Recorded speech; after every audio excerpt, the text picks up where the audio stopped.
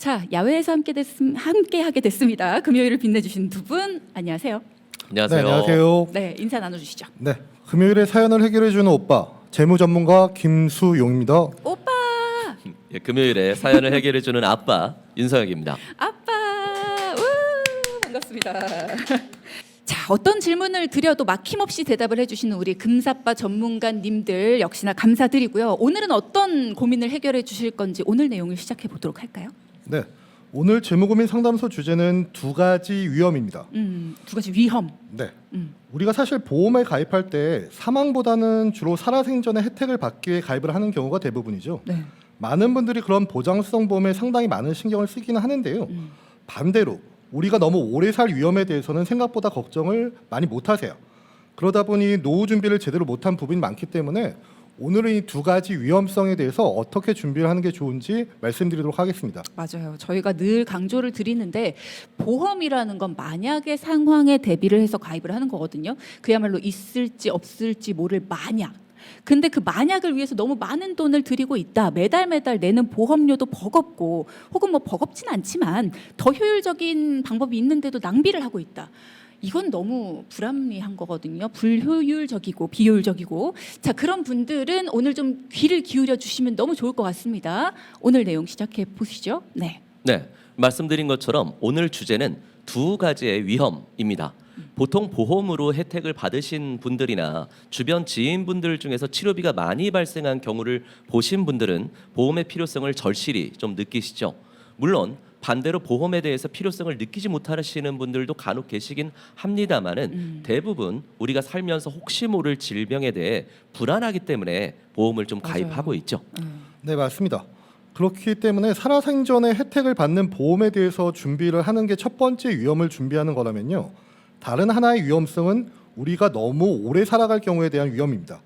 사실 우리는 누구나 나이가 들고 분명히 노후는 누구한테나 다가오잖아요. 여기에 대해서 생각보다 준비를 못하고 계시고 뭐 어떻게든 되겠지 하고 가볍게 생각하시는 분들이 많죠. 당장의 아픈 거, 당장의 질병에 대해서는 걱정도 하고 또 고민도 하는데 어느 정도 나이를 먹기 전까지는 내 노후라고 하더라도 왠지 남의 얘기 같고 실감 안 나고 뭐 닥쳐오면 어떻게든 되겠지, 뭐 닥치면 살지 않겠어 이렇게 생각을 하게 되는 것 같아요. 네, 살아생전의 질병에 대해서는 병원비에 대해서 준비를 하시는 게 말씀하신 대로 비용이라면 너무 오래 살아가게 되는 것, 즉 노후를 준비하시는 건 자산이라고 좀 보시면 될 것 같아요. 같은 보험이어도 지출과 자산이 좀 나뉜다는 이야기죠. 우리가 보험은 확률이고 지출이다 이 말씀을 항상 드리잖아요. 보장에 대한 부분은 우리가 아플 수도 있지만 반대로 안 아플 수도 있으니까요. 그죠. 그런데 우리의 노후는 어떨까요? 확률상으로 본다면 100% 확률이겠죠. 누구나 노후는 반드시 오기 때문입니다. 그렇죠. 근데 이게 실감이 안 난다는 게 문제입니다. 어제보다 오늘이 더 늙긴 했거든요, 저도. 근데 내가 언젠가는 노후를 맞이하겠지라는 생각은 하지만 이게 실감이 안 나요. 에이, 그래도 한참 뒤인데 뭐 이렇게 생각을 하거든요. 나만 그런 줄 알았는데 다들 그렇구나. 그런가 봐요. 네. 그렇구나. 맞는 얘기군요. 네. 제가 말씀드렸듯이 저희가 상담을 하다 보면 대부분 보험을 하면 뭐 암이나 뇌혈관이나 혈성 같은 건강보험에 대해서만 생각을 하시는데요. 이제 방송을 오랫동안 들으셨던 동키분들은 이미 아시겠지만 우리의 노후 자산에 대해서 준비를 하는 게 바로 저축보험, 연금보험입니다. 그렇기 때문에 단순히 건강보험뿐만 아니라 우리가 나이가 들고 건강하게 오래 살 경우에 대해서도 같이 준비를 하셔야 이 두 가지 리스크에 대해서 방어를 할 수 있는데요. 근데 대부분의 분들이 건강보험에 대해서만 궁금해하고 신경을 쓰시는 상황이죠.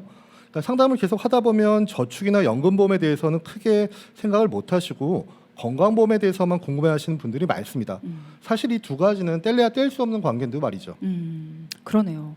우리의 인생에 있어서 두 가지의 위험성이 바로 아플 경우, 즉 질병, 그리고 또 하나는 늙게 되는 거, 노후이다라는 말씀이신데, 근데 이 두 가지를 현명하게 준비한다는 게 진짜 어렵기는 하거든요. 두 분도 알지 않습니까? 월급은 통장을 스쳐서 지나가게 되고 또 돈 쓸 곳이 얼마나 많습니까? 우리가 뭘 그렇게 누리거나 뭐 낭비하면서 살다가 돈을 못 모으고 노후 대비를 못한 게 아니라 우린 진짜 나름 허리띠 팍팍 조이면서 살고 있어요. 근데 그렇다 보니까 이게 먼 미래의 일까지 대비를 하는 게 이게 쉽지는 않거든요. 뭐 물론 세월이 너무 빨라서 문제긴 합니다만. 네, 먼저 좀 쉽게 좀 비유를 해서 말씀드리면 좋을 것 같아요. 우리가 건물을 지을 때 기초가 튼튼하지 않으면 나중에 건물이 무너질 수 있겠죠. 그 기초가 되는 게 보장 자산, 즉 건강보험이라고 보시면 될 것 같고요. 우리가 돈을 열심히 모으고 있는데 갑자기 생각지도 않은 지출이 생기면 결국엔 그 돈을 모으는 부분에 문제가 생길 수도 있기 때문에 항상 예비 자금을 준비하는 것이죠. 그것과 같은 성격이 보장성 보험이다라고 말씀드릴 수가 있습니다. 네, 제가 좀 덧붙여서 말씀을 드리면 갑자기 의도치 않게 건강에 문제가 생기거나 질병으로 불필요한 병원비 지출이 생기게 되면 내가 돈을 모으고 있는 부분도 결국은 다 병원비로 쓰게 되겠죠. 아까 윤세호 전문가가 얘기했던 것처럼 건물의 기초가 중요하듯 기본적으로 보험을 준비하시는 거고요. 그 부분이 준비가 안 됐다면 그러니까 준비가 잘 됐다면 나머지 내가 오래 살 경우 즉 노후에 대해서 같이 준비를 하셔야 된다는 얘기죠. 이걸 별개로 보시면 안 된다는 겁니다. 네. 자, 이번에는 실제로 상담받은 사례를 공유하는 시간입니다. 오늘은 어떤 내용일까요? 네, 오늘 사례는 보험료 지출이 너무 많아서 저축을 하지 못하고 있는 가정의 사례입니다. 지금까지 보험료로 너무 많은 지출을 하다 보니까 노후에 대한 준비를 전혀 하지 못하고 계셨는데요.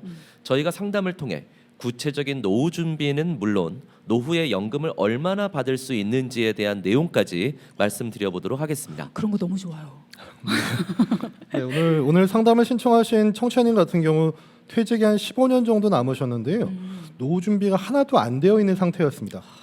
그래서 막상 노후 준비를 하려고 해도 뭐 이거 어떻게 해야 할지 모르겠고 도저히 저축할 여력도 되지 않다 보니까 스트레스가 심하셨다고 하는데요.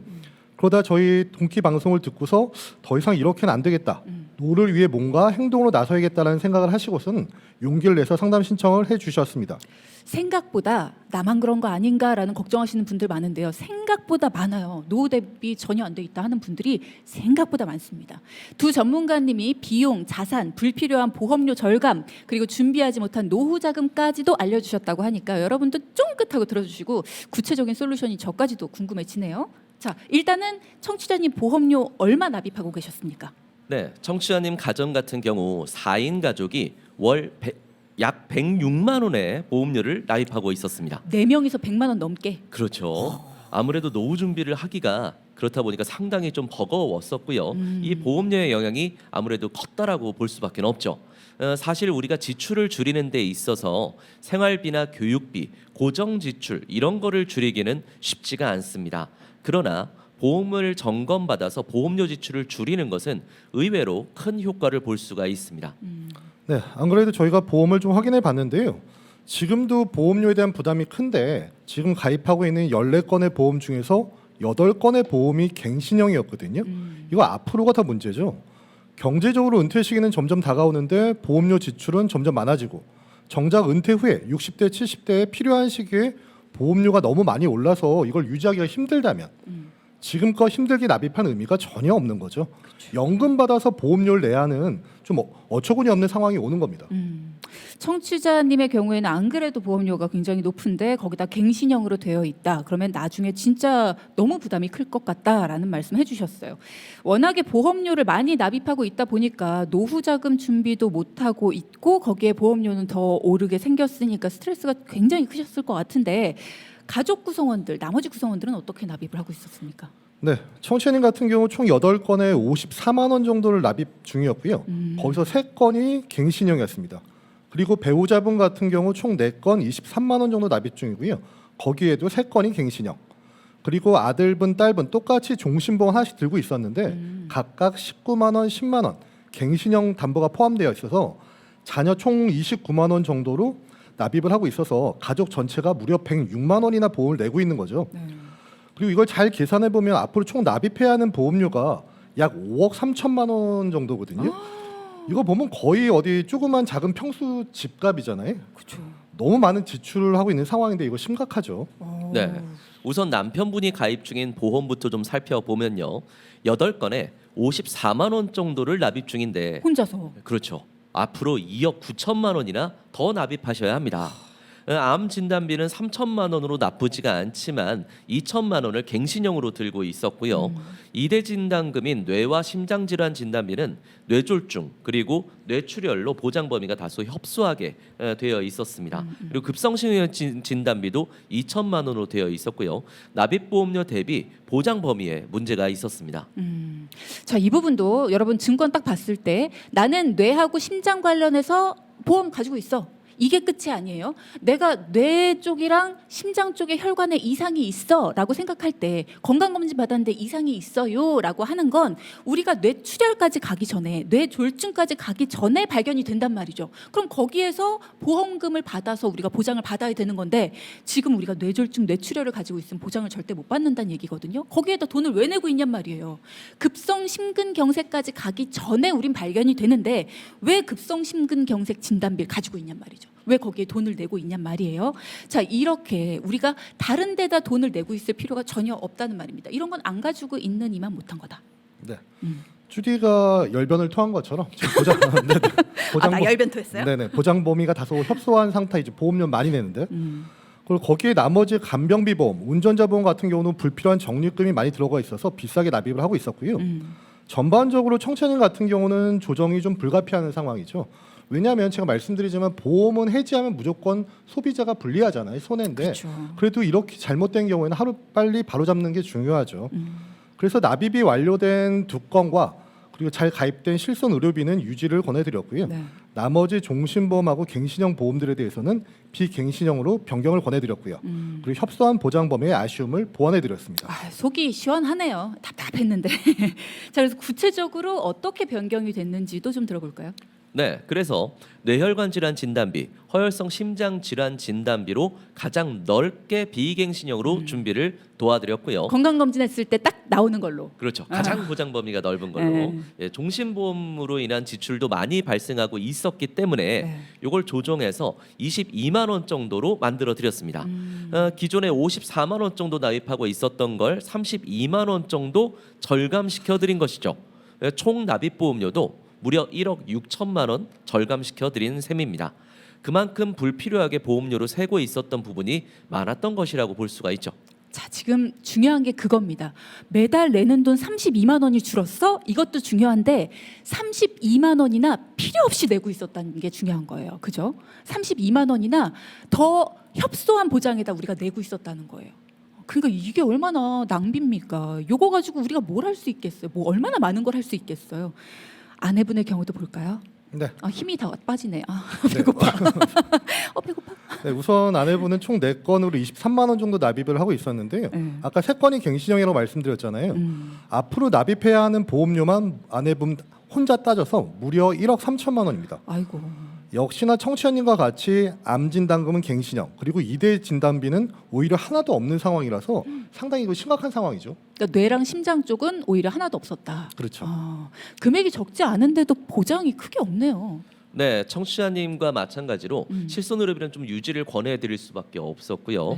역시 갱신형과 종신보험은 좀 정리를 해드렸습니다. 뇌혈관 질환 진단비, 허혈성 심장 질환 진단비, 그리고 수술비까지 해서 16만 원 정도로 기존에 비해 약 7만 원 정도 절감해 드릴 수가 있었고요. 기존에 갖고 계셨던 보험이 갱신형인 걸 감안한다면 네. 앞으로 총 납입해야 하는 보험료는 무려 8천만 원을 절감할 수 있도록 도와드렸습니다.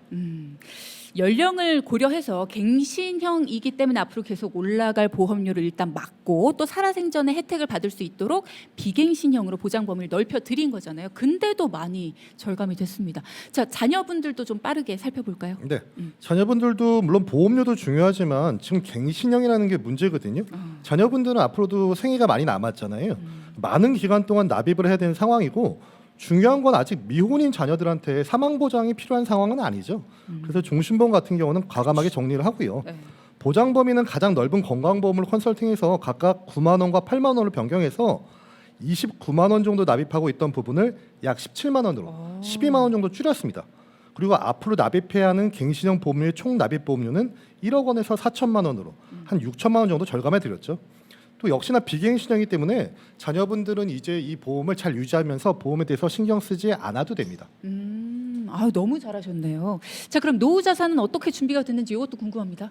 네, 청취자님 4인 가족 월 106만 원의 보험을 잘 되어 있는 것은 유지하고 불필요하거나 중복된 걸 정리한 뒤에 새로 만들어진 저축 여력이 50만 원 정도가 되는데요. 요 재원으로 연금 컨설팅을 도와드렸습니다. 야, 저축 여력이 50만 원이나. 그러니까 그 동안에 나는 저축할 돈이 하나도 없어. 이게 다 거짓말이야. 50만 원 가지고 뭘 해야 될까요? 그 동안 너무 속상했겠다. 내가 매달 50만 원을 아낄 수 있었는데, 그죠? 네. 그리고 대부분 이제 보통 소비자 입장에서는 그 중간에 이걸 해지하면 이걸 아까워하시거든요. 맞아요. 그리고 지금까지 납입한 거에 비해서 이거 해지하면 해지한금이 턱없이 적기 때문이죠. 금전적으로 보험은 해지하면 무조건 손해잖아요. 그래서 상당히 아까워하시는 거 당연히 이해는 되는데요.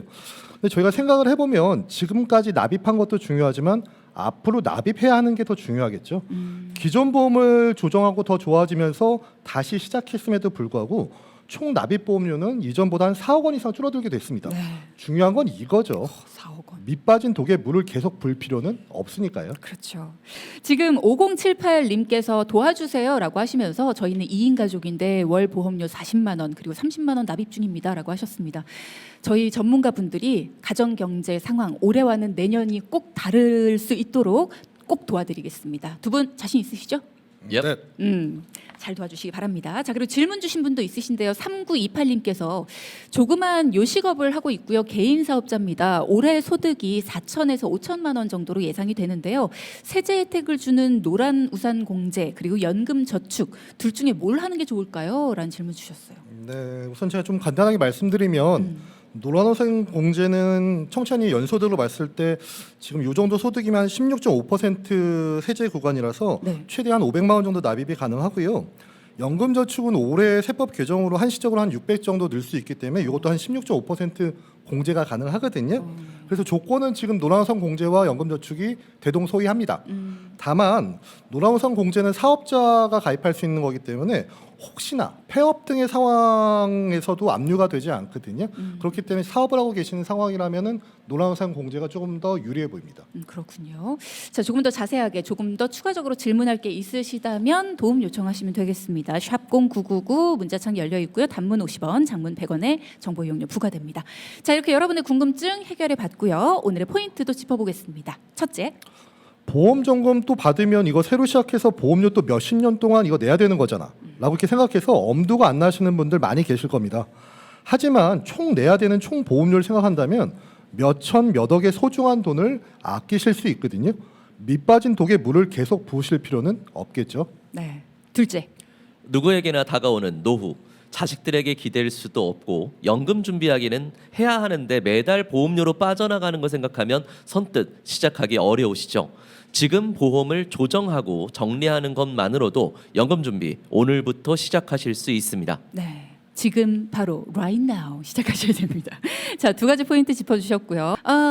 지금까지 금요일에 함께해 주시는 재무고민상담소 김수영 전문가, 윤성혁 전문가 두 분과 함께했습니다. 오늘도 알찬 정보 감사합니다. 고맙습니다. 감사합니다.